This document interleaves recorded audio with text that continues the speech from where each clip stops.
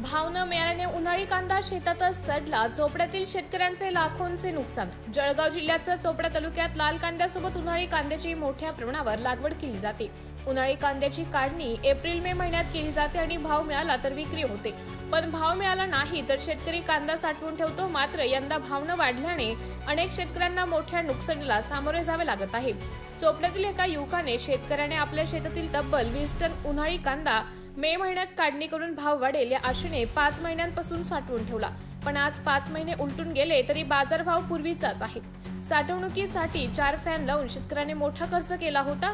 मात्र आता जवळपास 60% कांदा खराब होऊन वाया गेला आहे. कांद्याच्या लागवडीपासून काढणीपर्यंतचा खर्च वेगळा आणि 5 महिन्याच्या साठवणीचा खर्च वेगळा झाला. त्यामुळे शेतकऱ्याचे लाखो रुपयाचे नुकसान होण्याची शक्यता आहे. येत्या काही दिवसात भाव मिळाला नाही तर उरलेलाही कांदा फेकून द्यावा लागेल अशी भीती शेतकऱ्यांनी व्यक्त केली आहे. सरकारच्या कांद्याविरोधी धोरणामुळे कांद्याला किमान 15 ते 20 रुपये किलो तरी भाव मिळावा अशी मागणी शेतकरी करत आहेत. मे महिन्यात त्याची काढणी झाली त्यावेळेस पण हाच भाव होता 9-10 रुपये. आपण 5 महिन्यापासून त्याला सांभाळतोय पण त्याला 15-20 रुपयेपर्यंत किंमत व्हायला पाहिजे. आतापर्यंत 30 रुपयेपर्यंत, पण आता पण तीच किंमत आहे.